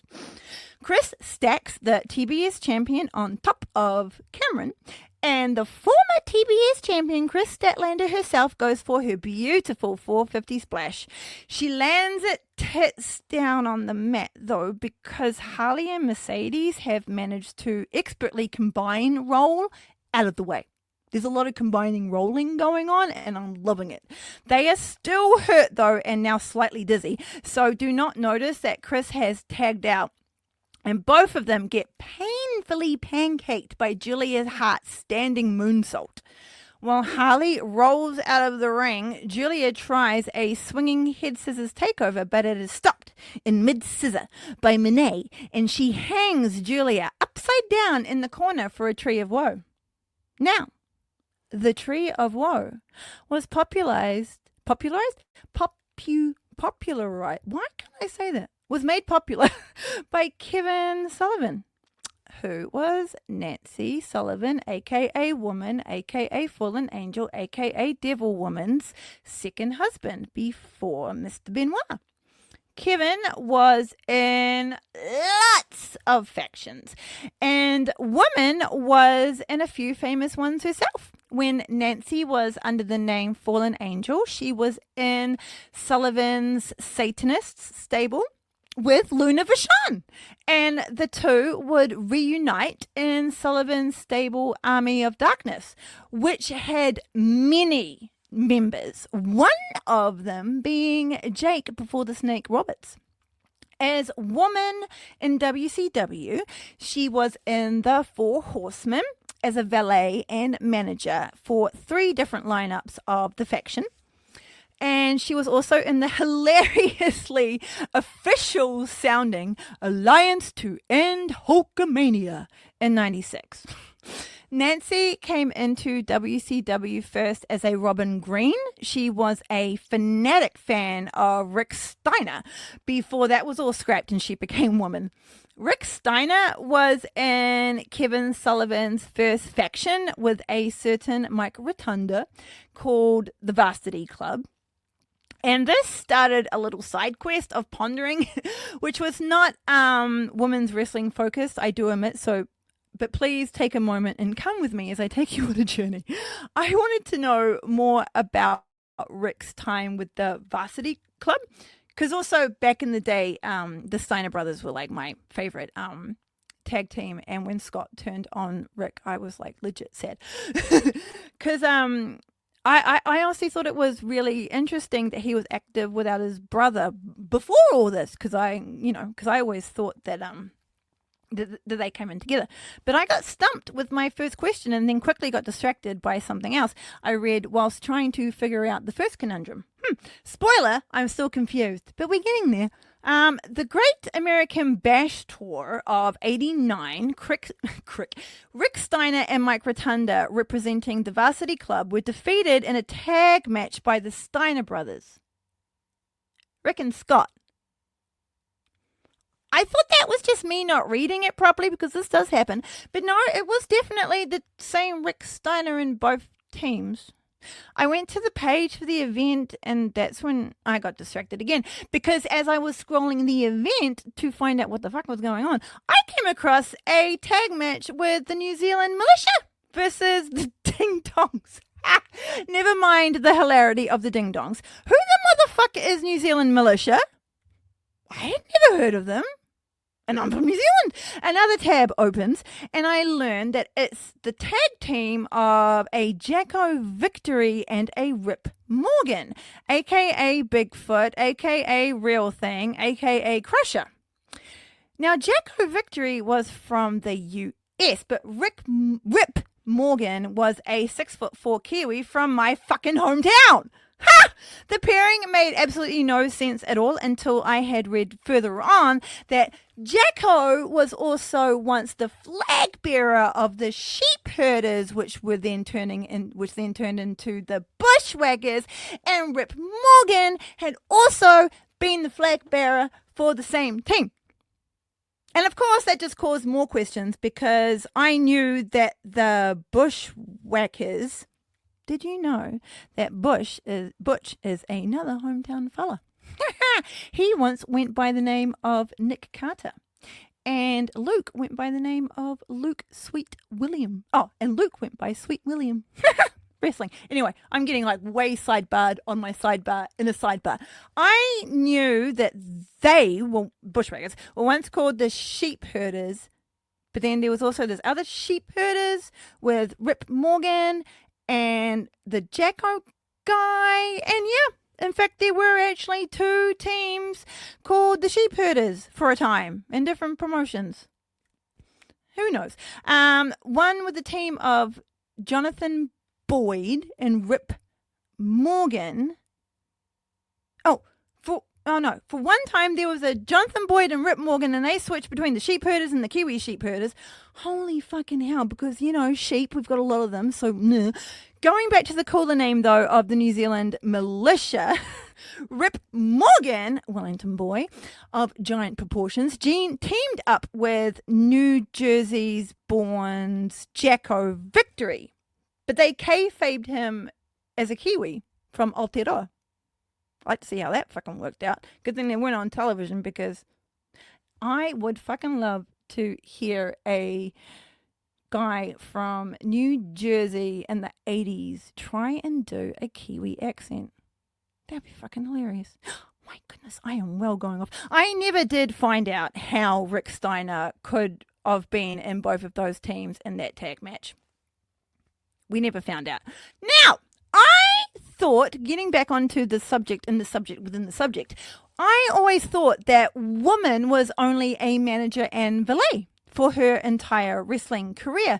But I was really surprised to learn that she has actually wrestled a few times, with one of them, get this, being a no contest against Tommy Dreamer and Peaches.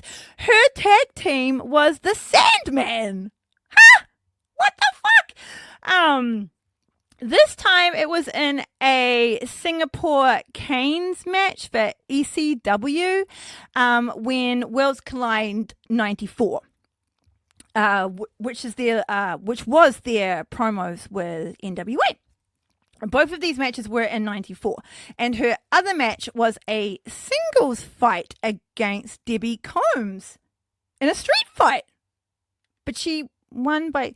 Was she won by no DQ? Oh, it wasn't no DQ. Okay, I'll explain why this is a little bit confusing in my mind. Debbie Combs is a big woman, and she just ragdolls the Fallen Angel around the ring. Combs uses the Fallen Angel's clothing to choke her, because once again, it's like a falls count. Not a falls count anywhere. It's basically a DQ match, but they called it something else, and it's just gone completely out of my brain. But it's basically a DQ match, but it kind of is. We're going to get there.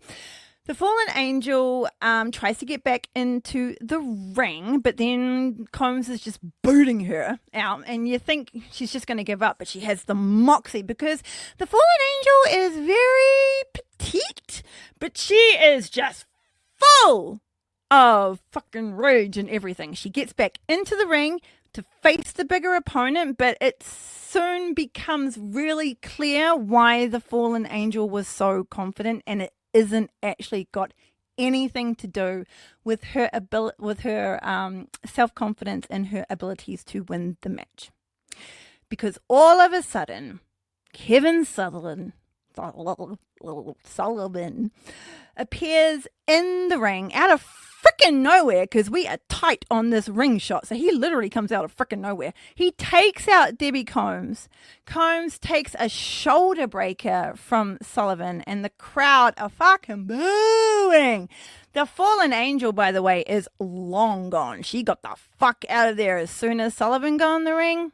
And this is what I'm saying. Even though it's not a DQ match, it's a DQ finish, and Debbie Combs wins due to the outside of interference. Now, I know I'm looking at this with like modern wrestling rules eyes, but if it's a no fucking DQ match, it shouldn't matter if there's interference. But I digress. Nancy Sullivan was so fucking cool as the Fallen Angel. She had massive dark hair. It was so fucking long, and it was like huge and wild and big. And I think that might have been why I thought she had Hispanic in her. I don't know why. Because they've always got very big curly hair. But then I guess so does the Italians. What do I know? She was always in black. We're coming round to the sea. It's a whole women in black episode. I myself, of course, am always in black. With an 80s gothic mixed with wrestling style theater makeup. She was always in whips and chains and lingerie, and she was sexy as fucking hell. When she evolved into woman, she was still a heel, but she was a sophisticated, I'll poison you after sex kind of. Sophisticated. She didn't. She would say some things, but then like further on in her career, she kind of became a little bit more silent and was just, staring like this. And that is where I'm going to leave it, because we know what happens. Okay? We know what happens. I just wanted to concentrate on the woman. Speaking of women who can probably whip up a poison potion, Julia is still in this tree of woe as Mercedes starts kneeing her in the abdomen, which is smart considering Julia's high level of core strength. Mercedes climbs to the top, props for a double stomp, but Julia engages that steel core of hers and pulls Mercedes down off the top rope, and she crashes to the mat with an almighty thud. Harley runs in to try and take advantage of Julia still being in that tree of woe, but once again that core kicks in and Harley's back becomes just the thing Julia needs to roll herself out of this tree of woe, and Julia goes to knock Harley down with a lariat. But Harley blocks her arm, yoinks it, and then manipulates it over her head and slams Julia down with a lovely spinning neck breaker. She's really got that fucking down now. She's really good at that spinning net breaker. She gets her boots into the gut and then she gets a boot to the gut and a blue thunder bomb from Stat as her prize. And Chris gets hers by way of flying Meteora from Monet. So Chris has come in to go lay in some boots to the Harley and a blue thunderbomb. But then Monet goes, well, if you're going to interfere, I'm going to interfere. And she gets her with a flying Meteora. Once again, these double knees with the Miss Monet. People should really work on those knees with Monet. Not that I wanted to be like injured or anything, but smart strategy. Julia is up and has the TBS champion in her sights. Mercedes sees Julia too and goes to attack her first, but gets countered and Julia leg trips the champ. She's getting so good at those little leg traps. A boot to the gut to keep her down, and Julia climbs to the top rope for her glorious moonsault. Monet's dastardly knees get into the mix again, and Julia comes down on them jaw first. I at first thought maybe it was, sternum first, but it was jaw first. Eep.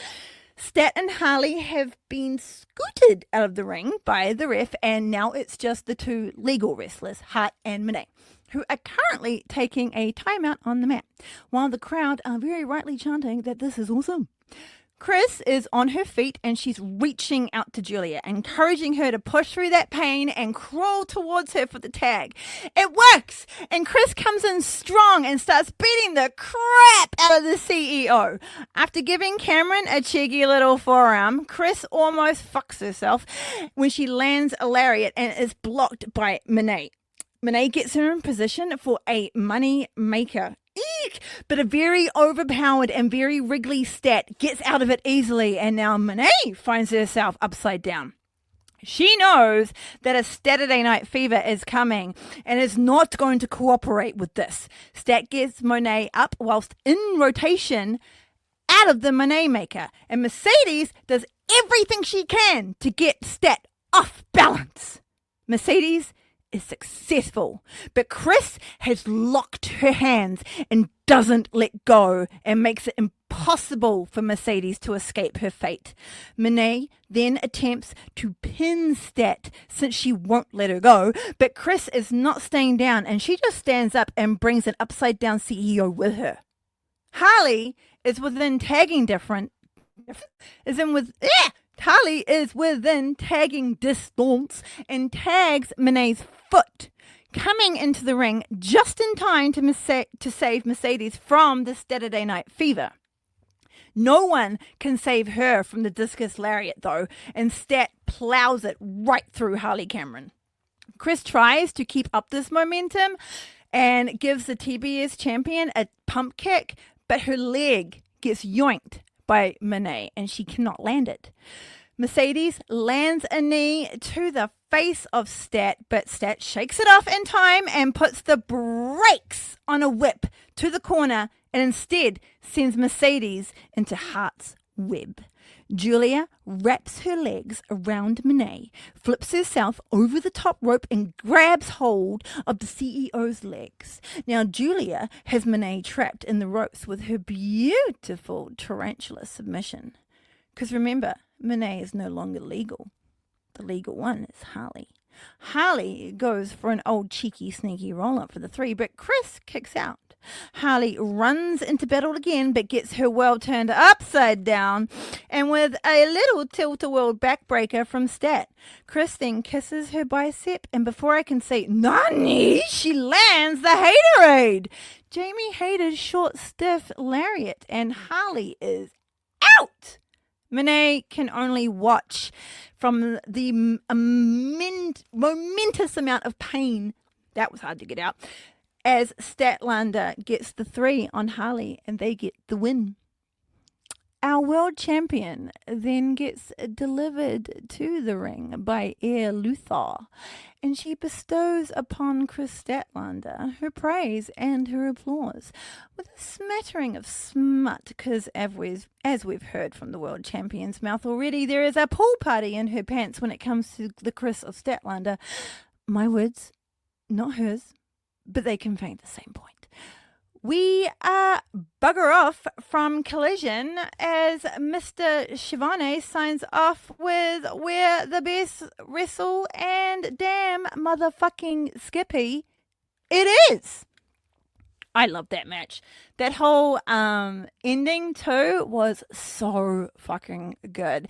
Having Mercedes trapped there, like she didn't even know that like Julia was like waiting for her, but Stat could see her. So when she got thrown in there, and then Julia like wraps her up in the tarantula, and Monet can do nothing but just watch as like they lose the match. It was brilliant. It was absolutely brilliant. I cannot wait to see another match between Julia Hart and Mercedes Monet. In fact, I just love all the women's matches, but that will be really good. Right, and with that craziness over, we go to Ring of Honor.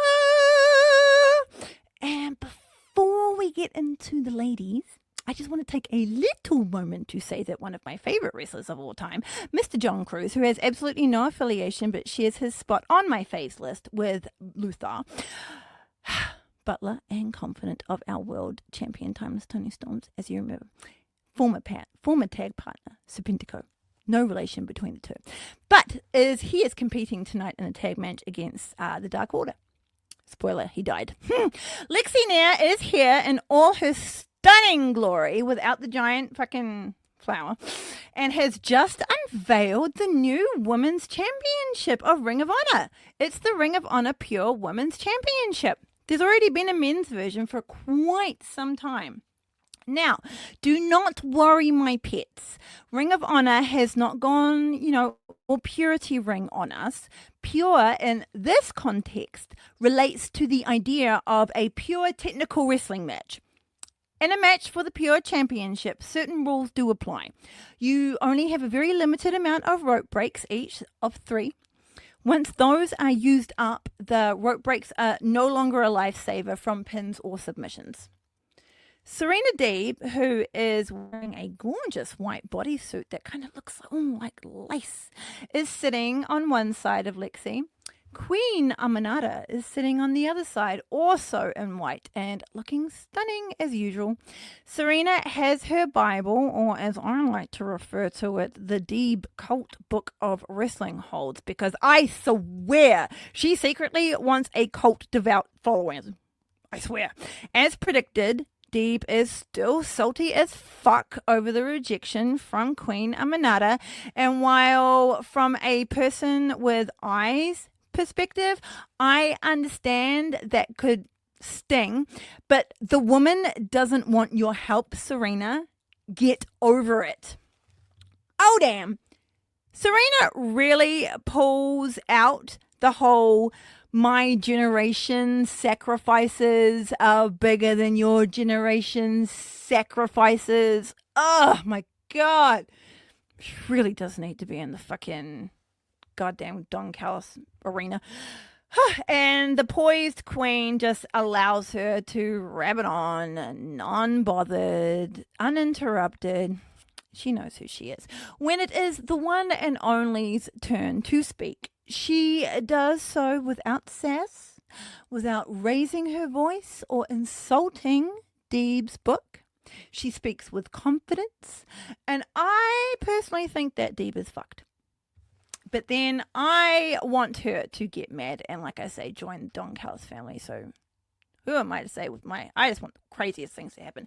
At Supercard of Honor, these two will face off in the first round of the first ever match for the Ring of Honor Women's Pure Championship Tournament.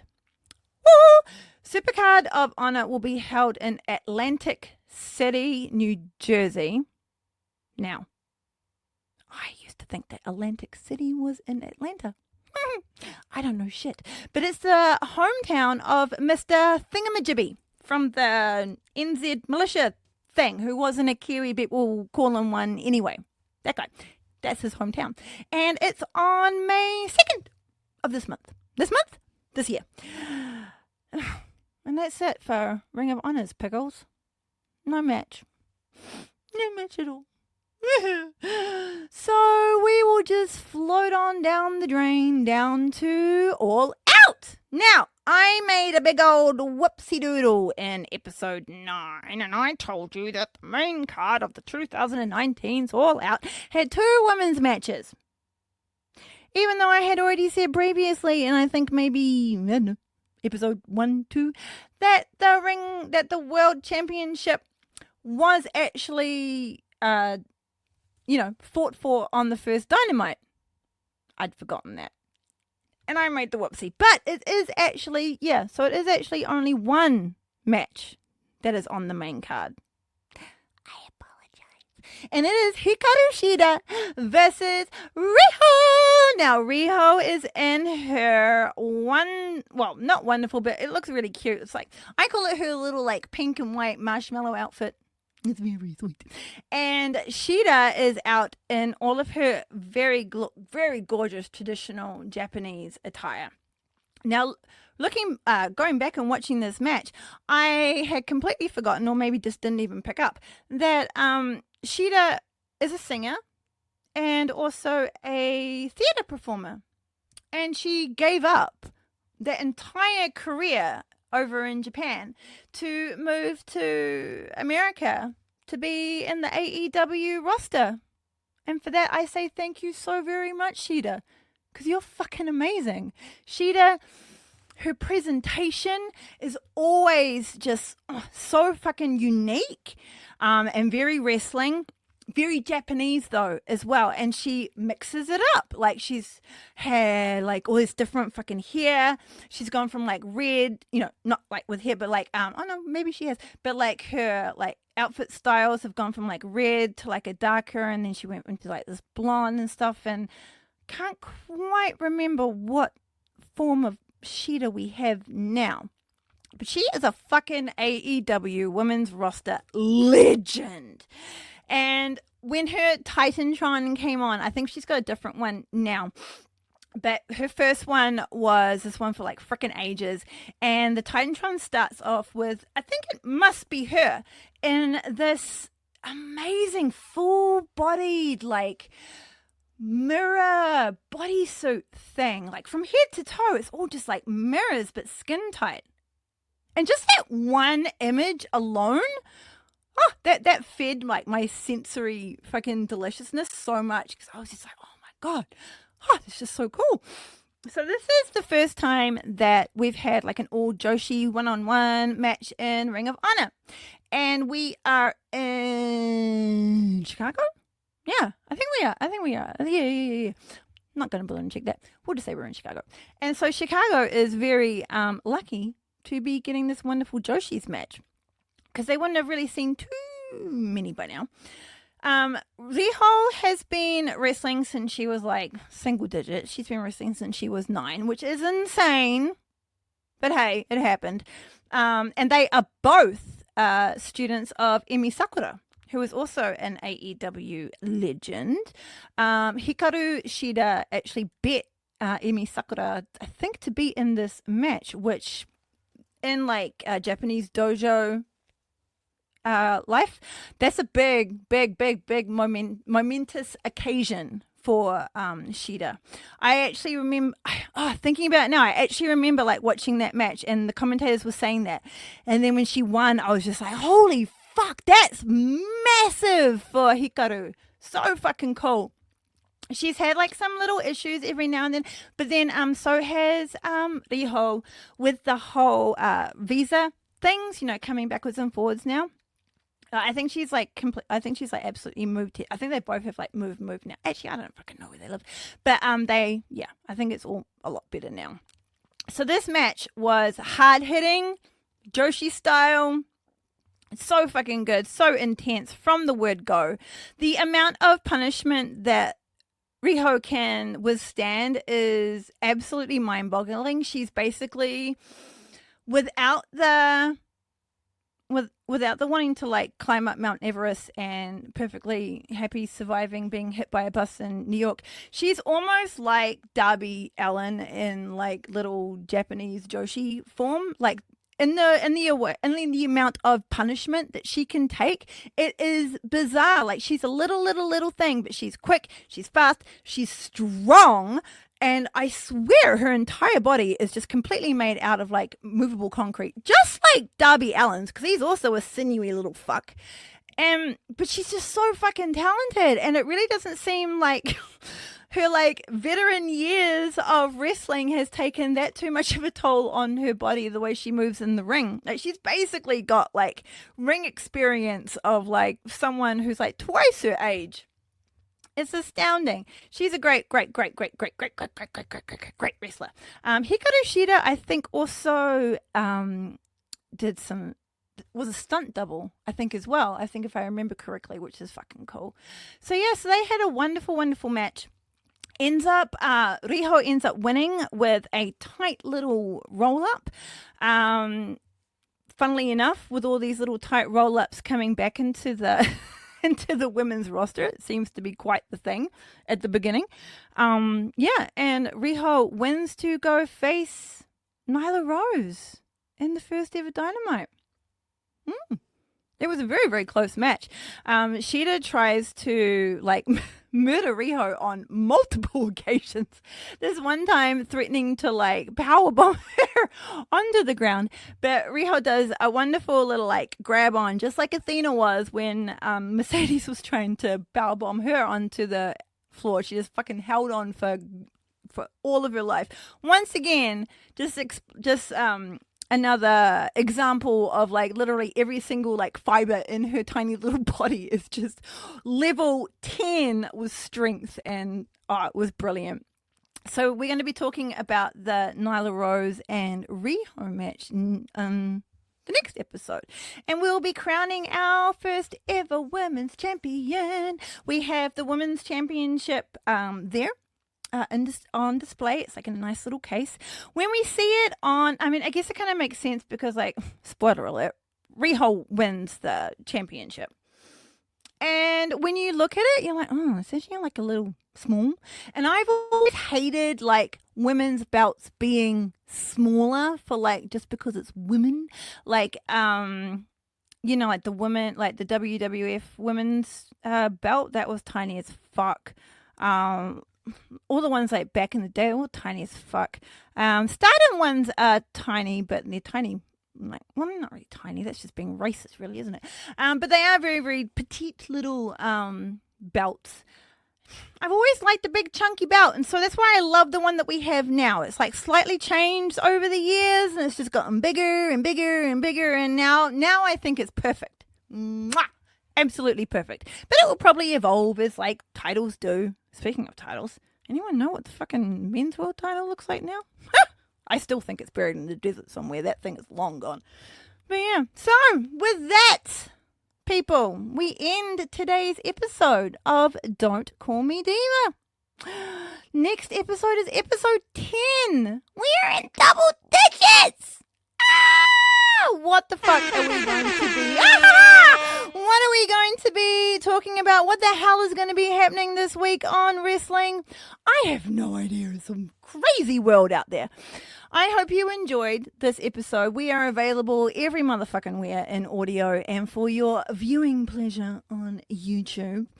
Thank you so much to the wonderful Shane, my excellent producer, editor, promoter.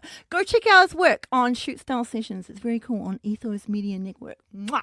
Today, I want to shout out the new show from a great sicko. The show is called The Pre-Game. The Pre-Game? Ha! You'll love that. I'm giving him a shout out and I can't even say his fucking show's name properly.